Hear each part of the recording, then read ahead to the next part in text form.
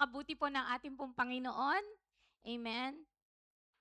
Pwede po ba natin ngitian ang ating mga katabi at sabihin po natin, salamat nandito ka. Amen. Praise the Lord.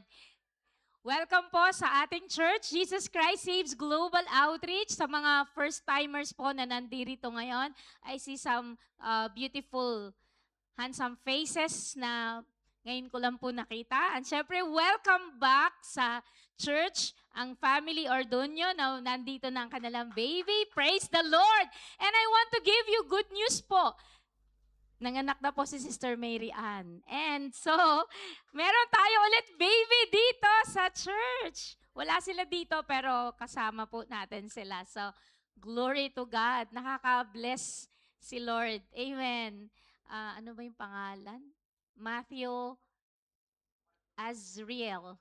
So, may Matthew doon. Liam Matthew. Ito naman, Matthew Azriel. Yan. Praise the Lord. Ka-birthday pa niya si Brother Ariel. O, di ba? Glory to God. Hallelujah. Sabi, hindi na lang naging Matthew Ariel daw. Kuya Ariel. Matthew Azriel. Yan. And I think they're watching as well. Purihin po ang Panginoon. And we rejoice for every baby being born because hindi hahayaan ni Lord yan na silang kung walang purpose ang Panginoon. Amen! Hallelujah! Sabi mo sa katabi mo, may purpose si Lord, ba't nandito ka ngayon? May purpose si Lord, bakit ka nilikha ng Panginoon? Amen! May purpose si Lord, bakit ka nandito ngayon? Amen! Katatagpuin ka niya. Purihin po ang Panginoon. Our topic for today is the preeminence of Jesus Christ. Ang ganda-ganda po ng topic na to na I'm just so amazed sa mensahe po ng Panginoon. Sige po, and let us just bow our head and just acknowledge the presence of God in our midst. Hallelujah. Hallelujah. Heavenly Father, we thank you for this beautiful morning na binigay mo po sa amin.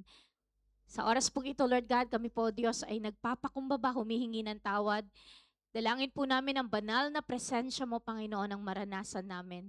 Lord, we apply the precious blood of Jesus upon our every heart right now, Panginoon, Lord God.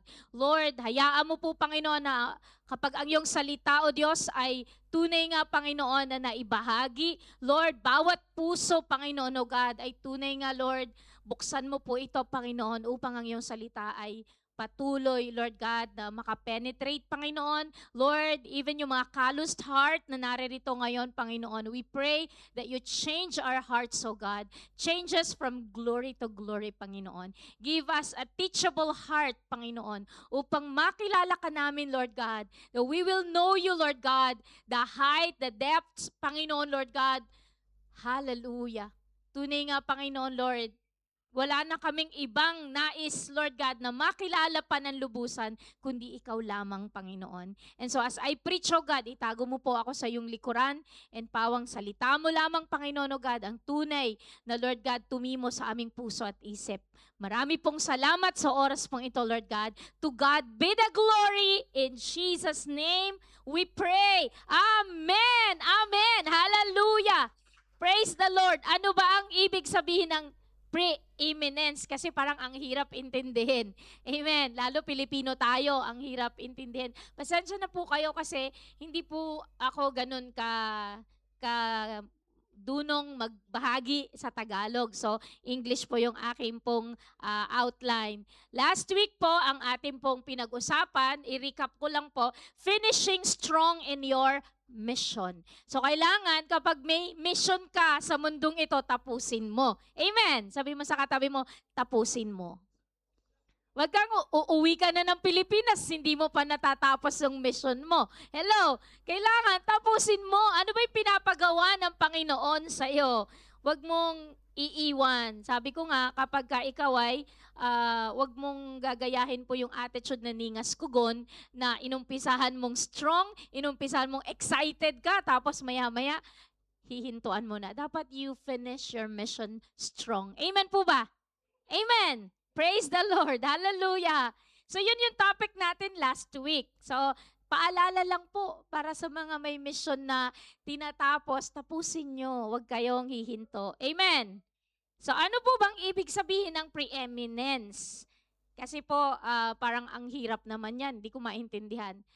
Oh, eto na. It is the fact of surpassing all others. Yung higit pa, kumbaga superlative, superiority. Amen. Kumbaga, gaano yung superiority ng Panginoong Hesukristo. Na kapag tinatawag nating Jesus Christ, hindi siya lang level ng ibang, hello? The preeminence of Jesus Christ, nais ko pong ibahagi sa inyo kung gaano ka-superior ang ating Panginoong Hesukristo. Amen. Are you ready? Amen. So, may research po tayo. Ayan po, basahin po natin. The concept of the preeminence of Christ is a central theme in Christian theology, emphasizing the supremacy and ultimate authority of Jesus Christ over all creation. This doctrine is rooted in various passages of Scripture which highlight Christ's divine nature, His role in creation, and His authority over the church and over the cosmos. Ibig sabihin, ang Panginoon po, ang kanyang role sa creation, in the beginning, siya na po, amen? His authority over the church, ang church po, ang head nito ay walang iba kundi ang Panginoong Jesus. Wala na pong iba. And the cosmos, anong ibig sabihin ng cosmos? Ang kalangitan, hello, ang kalawakan, ang lahat-lahat. Amen. Actually, alam nyo, kung pag-aaralan nyo po, kung interesado po kayo sa galaxy at kung ano-ano, alam nyo po ba na kapiranggot lang tayo, kapiranggot lang. We are, hindi mo pagka titignan mo sa malaking galaxy, ang liit-liit, wala tayong binatbat. Bakit? Itong kinalalagyan lang natin na galaxy ng Milky Way, isa lang to sa maraming galaxy na nilikha ang Panginoon. And alam niyo po ba na ang araw na haring araw na napakalaki, siya lang naman po ay isa sa mga hindi ko alam kung gaano kadaming stars na malapit po sa atin.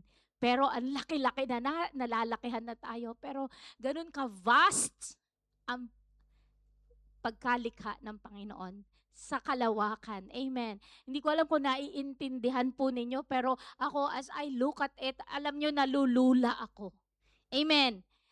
Nalulula ako, na-overwhelm ako sa grabing laki, amen, ng Diyos na pinaglilingkuran natin. At kapag ikaw ay may problema, minsan akala mo, hindi ka na iniisip at inaalala ng Panginoon. Hindi po, mahal na mahal ka ng Panginoon. Kahit na ganun kalaki kumbaga ang kalawakan, importante tayo sa Panginoon. Ganun tayo mahal ng Panginoon. Amen. Basahin po natin sino po ang ating Panginoon. Amen. Are you ready? Mga care group leaders, continue to intercede. Kasi kapag nakilala po natin ang Panginoon, magbabago ang puso natin sa paglilingkod natin sa Panginoon. So ready? Read. Amen. Colossians 1:15 to 20. Basahin po natin. He is the image of the invisible God, the firstborn over all creation. For by Him all things were created that are in heaven and that are on earth, visible and invisible, whether thrones or dominions or principalities or powers, all things were created through Him and for Him. Hallelujah! Diretso natin. 17. And He is before all things, and in Him all things consist. And He is the head of the body, the church, who is the beginning, the firstborn from the dead, that in all things He may have the preeminence. Hallelujah! Praise the Lord! Naiintindihan po ba natin? Hindi yata naintindihan. Uulitin ko po. Hindi ko kasi pinrepare yung Tagalog dito eh. So, uulitin natin. He is the image of invisible God. Teka lang Atras tayo. Ayan. So, Basahin po natin. He is the image of invisible God. May the Lord open your spiritual eyes so that you will be imaginative as we read the verses. Amen. He is the image of of the invisible God. Hindi natin nakikita po ang ating Diyos, ang ating Panginoon, pero because of Jesus Christ na nagkatawang tao na intindihan natin. Amen. The firstborn over all creation, for by Him. Sino yung Him? I need response. Sino po ang Him? Capital H, for by Him, Jesus, all things were created that are in heaven and that are on earth. Anything na kinreate, alam nyo po, sa pamamagitan po ng Panginoong Hesukristo. Amen. Hallelujah. Visible man yan or invisible. Nakikita o hindi nakikita through Jesus Christ. Can create whether thrones or dominions, paghahari, principalities, powers, all. Sabi mo all. All things were created through Him and for Him. Wala pong na-create ko hindi sa pamamagitan po ng Panginoon. At para sa Kanya din pong ang na-create na to. Sabing ganun dito, and He is before all things. Hallelujah. And in Him all things consist. Nagkakaintindihan po ba tayo? Is it sinking in? Nagsisink in na po ba kung gaano ka-superior ang pinaglilingkuran nating Panginoong Yesus? There's power in the name of Jesus. And when we declare Jesus over our circumstances, nagkakaroon po ng stirring up of faith. Bakit po? We declare a powerful name, Jesus, sa circumstances natin. Naalala niyo yung kanta natin? Speak Jesus over our family. Speak Jesus over the mountains. Speak Jesus kahit saan. Alam nyo, pag nagmamaneho po ako, Jesus, Jesus, Jesus is Lord over Bahrain. Jesus, I speak Jesus because I know there is power in the name of Jesus. May sitwasyon na imposible, speak Jesus over circumstances. Amen. Hallelujah. Verse 18, and He is the head of the body, the church. Ito po yung ating pong pinag-uusapan. Nasaan ba ako? Yon. Who is the beginning, the firstborn from the dead, that in all things He may have the preeminence. Diretso po natin, for it pleased the Father that in Him all the fullness should dwell. Hallelujah. It pleased the Father na lahat ng fullness ay nasa Panginoong Jesus. And by Him to reconcile all things to Himself by Him. Titignan nyo, ba't puro by Him? Naiintindihan nyo po ba yung binabasa natin? Amen. Whether things on earth or things in heaven, having made peace through the blood of His cross. Hallelujah, sa pamamagitan ng banal na dugo ng Panginoong Hesukristo na natigis sa krus ng Kalbaryo. Amen. Tignan naman natin sa isang version. Ito, medyo mababaw. The Message, talagang inilatag pa ng mas maliwanag kung nahihirapan kayo kanina dahil malalim ang New King James Version. Sabi niya gano'n, basahin po nga po natin. We look at this sun and see the God who cannot be seen. We look at the sun and see God's original purpose in everything created. For everything, absolutely everything, above and below, visible and invisible, rank after rank of angels, everything got started in Him and finds its purpose in Him. Hallelujah. He was there before any of it came into existence and holds it all together. Right up to this moment. And when it comes to the church, He organizes and holds it together like a head does a body. Tapos verse 18 to 20, He was supreme in the beginning and leading the resurrection parade. He is supreme in the end. From beginning to end, He's there, towering far above everything, everyone, So spacious is He, so expansive that everything of God finds its proper place in Him without crowding.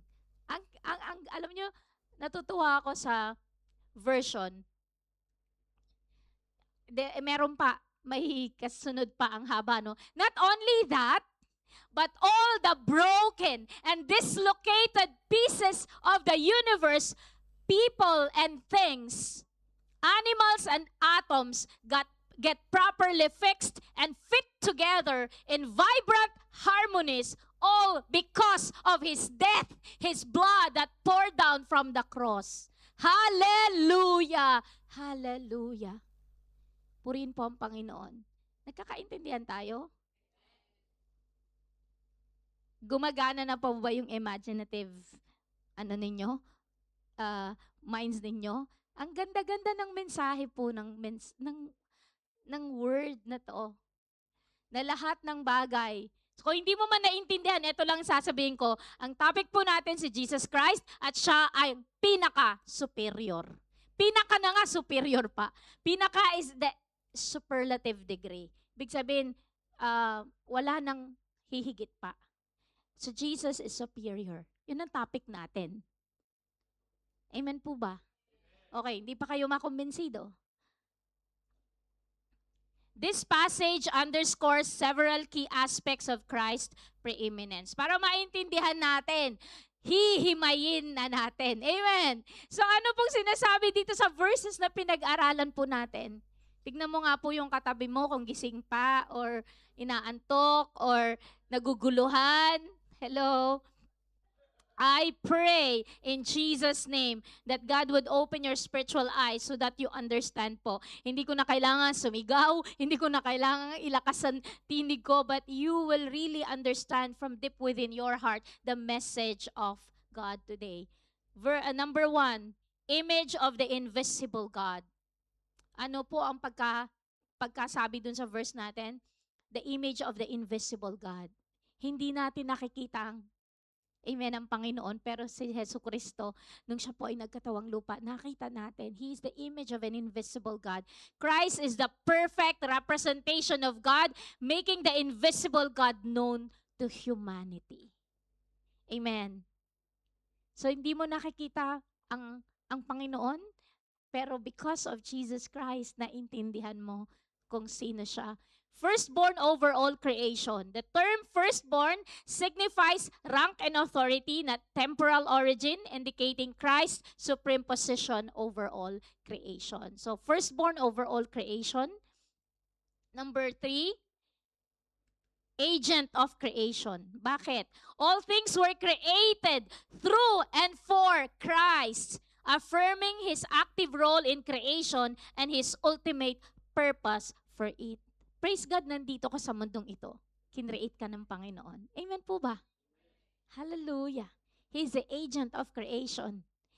Hallelujah. Sabi nga po sa John 1:1, in the beginning was the Word, and the Word was with God, and the Word was God. So for even during the time that God is creating, amen, andun ang Trinity po eh. God the Father, God the Son, God the Holy Spirit, they are one. Magkasama po sila even during creation. Sustainer of all things. Christ holds all creation together, maintaining the order and coherence of the universe.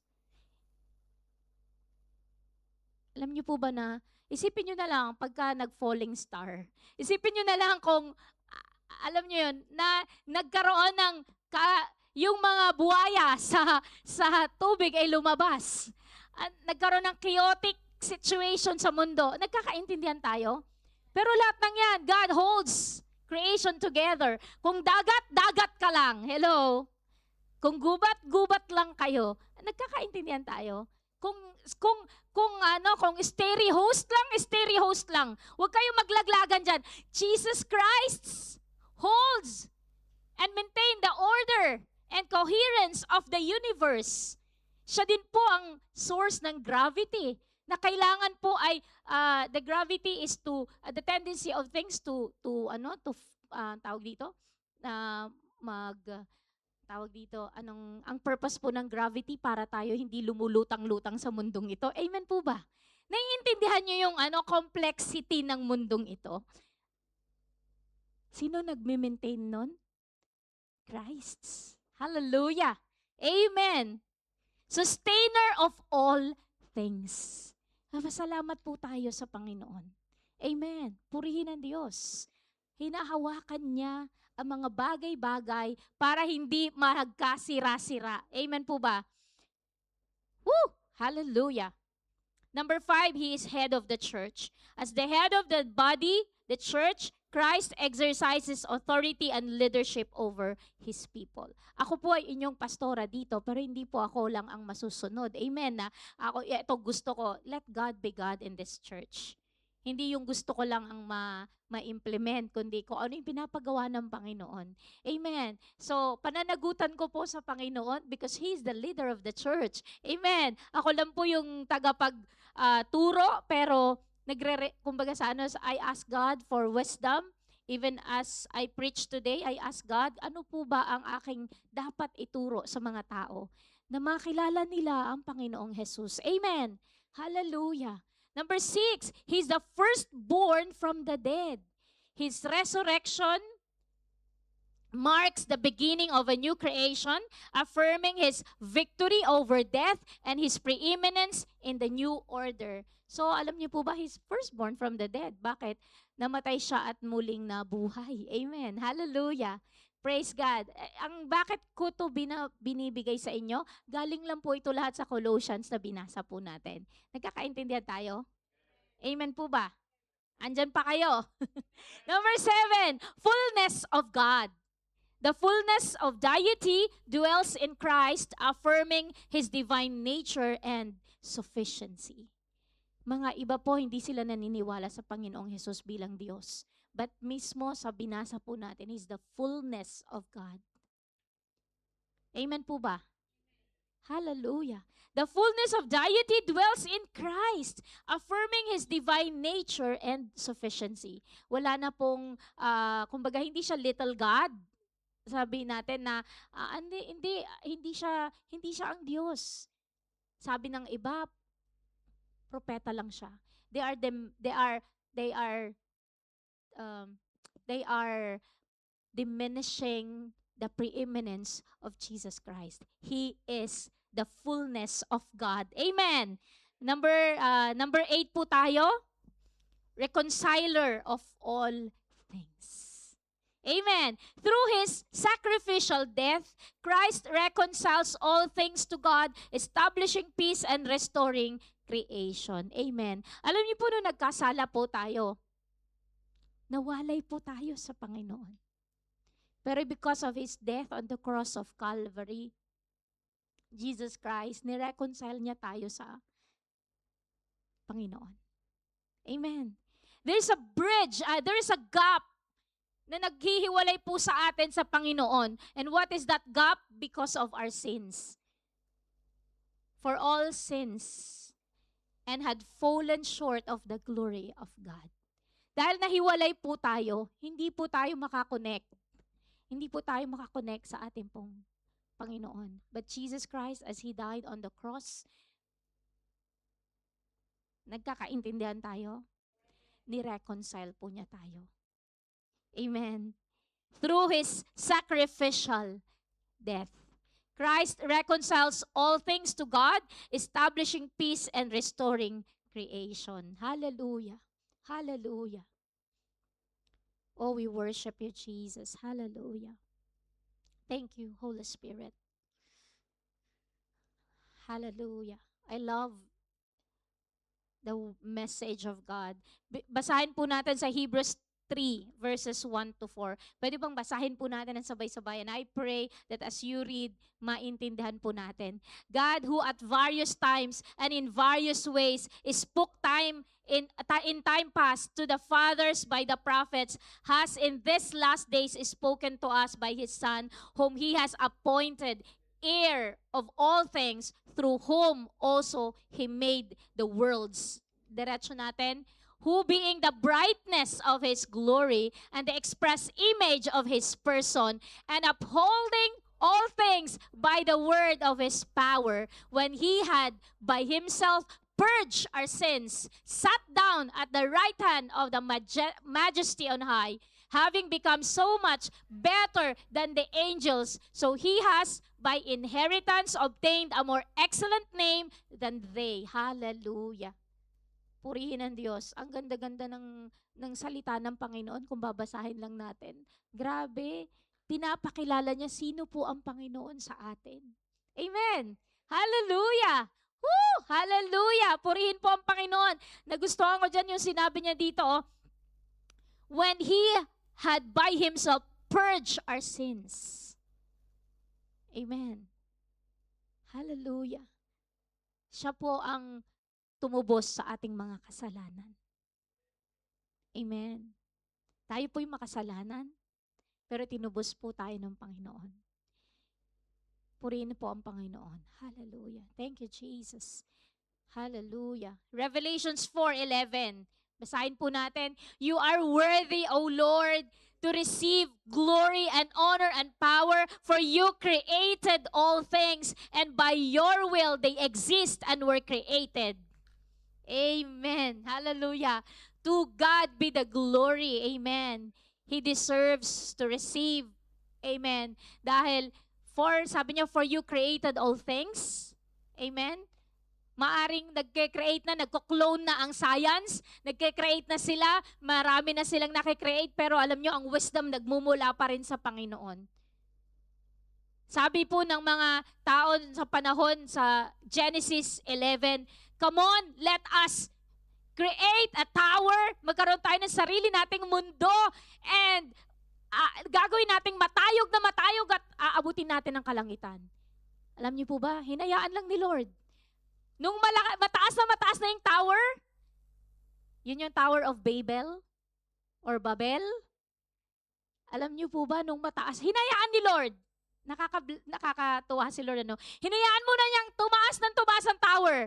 Nung mataas na yung tower, He confused the languages na ano pat hindi natuloy yung kanilang plano. Kala nyo magaling kayo You can never outwit God because God is all in all. Amen. So, hinayaan ni Lord. At sabi nga sa Bible, sa Psalms, God loves.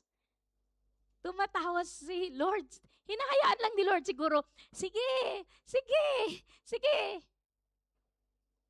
Because they want to be, parang sila na lang ang mag-rule, parang gusto nilang i-overpower ang Panginoon. Hinayaan lang ni Lord. And then when it was tall enough, high enough, skyscrapers na siya, then God made His move. He confused the language.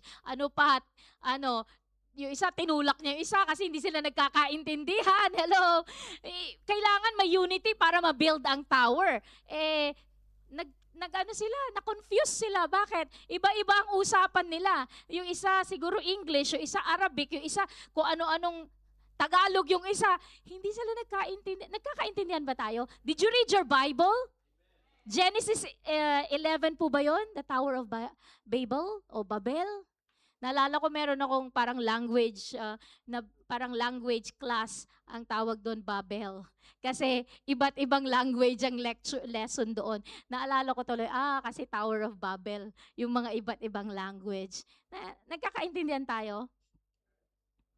Hallelujah. Matthew 28 verse 18. And Jesus came and spoke to them saying, all, sabi mo all authority has been given to me in heaven and on earth. Hallelujah. Ang Panginoong Hesus ang nagsabi nito. Ang sasabihin nila, ang lakas naman ang loob nitong i-claim na all authority. That's the truth. We believe in the Word of God. This is the truth. Amen. The Word of God is purified 7 times. The Word of God is true. Hallelujah. Purihin po ang Panginoon. All authority, sabi ng Panginoon. So may karapatan po siyang i-claim po ito because ito po ay totoong nangyari. Amen. Sino naiintindihan? If you have nothing but you have Jesus, you have everything. Hallelujah. Sabi ko nga if you are alone? Sabi sa mundo, majority wins. Pagka mataas ang boto, siya ang panalo. No. Even if you are alone, if you have Jesus, you are the winner. Amen. Hallelujah. First Peter, gusto nyo pa ba? Nagkakaintindihan tayo? Hindi kayo inaantok? Yung iba puyat, pagod, naiintindihan ko, wala nang tulog. Pero ang tanong, nagsisink in ba? Kailangan nararamdaman mo. Amen. Hallelujah. Kumbaga makalimutan nyo na si Pastora Benilinda sa buhay nyo. Huwag nyo na makalimutan ang preeminence of Jesus Christ na minsan narinig nyo na ang Panginoong Hesukristo ay superior sa lahat. Amen. Hallelujah. 1 Peter 3:22, who has gone into heaven and is at the right hand of God, angels and authorities and powers have been made subject to Him. Lahat nagbabow down sa Kanya. Hello, lahat ng authorities and powers. Subject po sa Kanya. Ganun po ka, superior ang Panginoong Hesukristo na pinag-aaralan natin. Ephesians 1:20-21, I'm just giving you all these verses. Maaring overwhelming, pero itago nyo yan, i-cabinet nyo yan. Kung kailangan iprintan nyo yan, ilagay nyo yan sa inyong kwarto para lagi nyong naaalala sino ang Panginoong Jesus. Upang hindi nyo siya mamenos sa buhay ninyo. Hindi nyo siya kalimutan, hindi nyo siya isantabi. Amen? Hallelujah. Ready? Read. Amen. Which He worked in Christ when He raised Him from the dead and seated Him at His right hand in the heavenly places, far above all principality and power and might and dominion and every name that is named, not only in this age but also in that which is to come. Grabe, diba? Ang ganda-ganda ng description. Hallelujah! Woo! Purihin ang Panginoon. Grabe yung, kumbaga yung superiority ng Panginoong Hesukristo. Far above all principality and power and might and dominion and every name that is named. Kaya, Jesus, ano ba yung kanta ni Lucia na? The most beautiful name that I know. Diba yun yung kanta? Diba? Jesus, the most beautiful name that I know.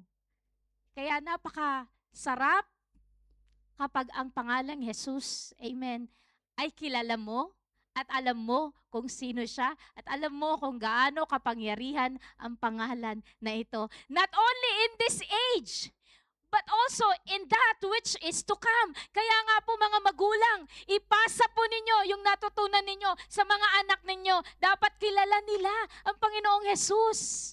Amen. Kung kilala mo, yun din po ang pinapakilala mo. Amen po ba? Para ang mga bata, sila'y lalaki na ang kilala nila ay ang Panginoong Jesus na makapangyarihan sa lahat. Amen. Yung pamangkin ko, naalala ko, he was in pain. Yung tiyan niya, sira yung tiyan niya, nasa banyo po siya. Sabi niya, Jesus! Jesus! Jesus! Tapos sabi nung kapatid ko, sinisilip niya, no, don't come. Nahihiya siya kasi nasa banyo siya. Pero ang dinig na dinig nung kapatid ko is, sigaw ng sigaw yung bata sa pamimilipit niya ng tiyan. Ang sinisigaw lang niyang pangalan is Jesus, Jesus, Jesus. Hallelujah! Kamusta ang inyong mga anak? Sino ang tinatawagan ng inyong mga anak? Amen. Dapat kung sino yung kilala nyo, yun din ang kilala nila. Pass it on to the next generation because there's power in the name of Jesus. Amen. Hallelujah. Purihin ang Panginoon. Praise Jesus. Gusto nyo pa ba? Diretso pa natin. Marami pa akong baon. Amen. Philippians 2:9-10. Therefore, God also has highly exalted Him and given Him the name which is above every name. That at the name of Jesus, every knee should bow, of those in heaven and of those on earth and of those under the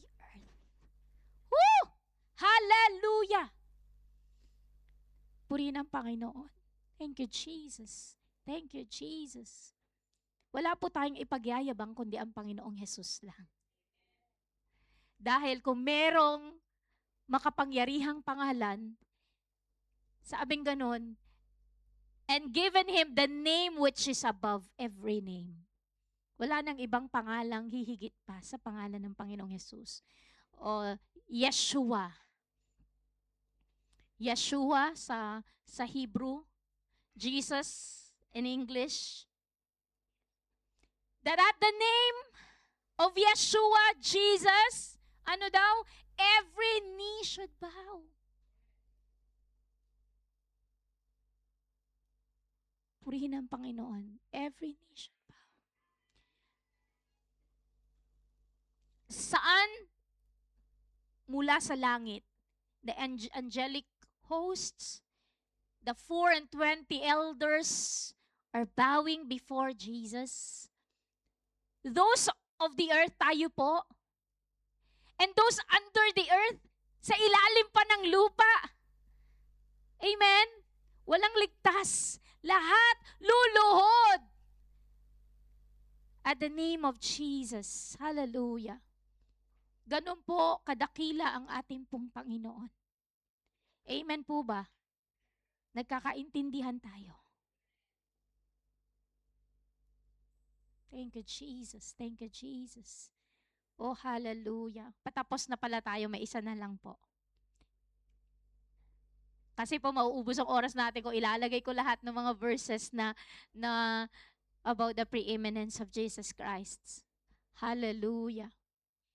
Sabi pong ganon sa chapter 5, verse 8, and they sang a new song, saying, "You are worthy to take the scroll and to open its seals, for you were slain and have redeemed us to God by your blood out of every tribe and tongue and people and nation."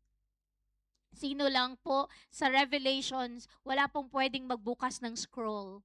No one is worthy to open the scroll. And importante po yung scroll na yon. If you read the book of Revelation, sino po ang magbubukas ng scroll? For you were slain. Si Jesus Christ, dahil siya po ay namatay.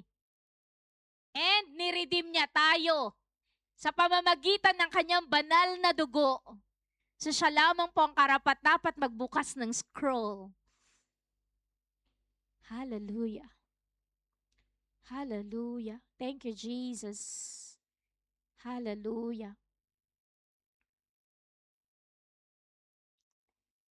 Let's just close our eyes and kapain po natin yung ating puso. Gaano mo kamahal ang Panginoon? Gaano mo siya binibigay ang buhay mo sa Kanya? Gaano mo tinatrato ang Panginoong Jesus sa buhay mo? Ginagamit mo ba ang pangalang Jesus kapag ikaw ay nagugulat na parang expression mo lang? Gaya ng mga ibang lahi, Jesus Christ! Sinasabi nila pag nagugulat sila. Or Jesus is so beautiful that when you say His word, you mean it with all your heart. Because He is the name that is above every name. Hallelujah. Thank you, Jesus. Thank you, Jesus. Nawa po ang church na to maintindihan kung sino po ang Panginoong Jesus. It calls us to worship. It calls us to celebrate His name, to obey Him. Nanginginig pa kapag kautos ng Diyos. Dahil siya ang hari ng mga hari. Susunod po tayo. Hallelujah. May our lives be centered in Jesus Christ. Thank you, Jesus. Tumayo tayong lahat sa presensya ng Panginoon. Let us recognize Him na ultimate authority ng buhay natin. Siya ang source ng buhay natin. Kung wala po ang Panginoon, wala tayo dito. Siya rin po yung salvation natin. We are doomed sa kamatayan, sa destruction, eternal destruction. Ngunit hinugot po tayo ng Panginoon sa kadiliman. Nawalay tayo sa relasyon natin sa Panginoon. Pero ang Panginoong Jesus nagkatawang tao, namatay sa krus ng Kalbaryo, natigis ang kanyang banal na dugo para i-reconcile ka at ako sa Panginoon. Hallelujah. Thank you, Jesus. Today is an invitation para kausapin mo siya. Sino nga ba si Jesus sa buhay mo?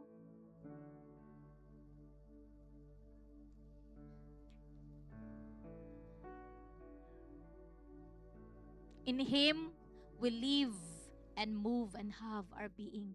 Dapat sa Panginoong Jesus tayo po'y nabubuhay. Amen? Tayo po'y, ang existence natin is because of Him. So lahat po ng ating mga ginagawa, lagi po nating iniisip ang Panginoon. May we focus sa ating pong Panginoong Jesus. Hindi sa ating gusto lang, hindi sa ating mga desires and pangarap sa buhay lang, kundi i-focus natin ang ating existence sa Panginoong Jesus.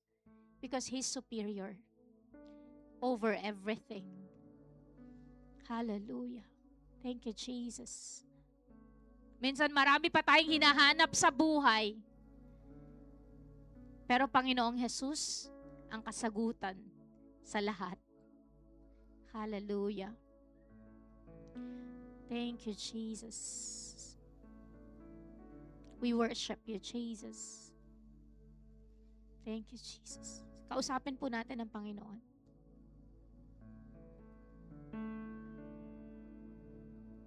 Humingi po tayo ng tawad sa Kanya. Kung hindi po natin siya priority, naiisang tabi natin siya. Nakakatawag ka lang sa pangalan niya kapag may matindi kang sitwasyon.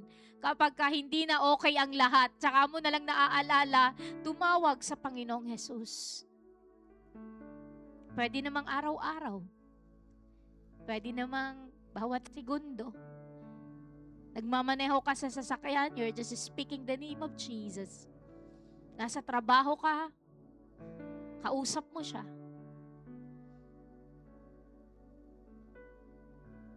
Lagi mo lang sinasabi, Jesus, I love you. Jesus, thank you for your love sa akin.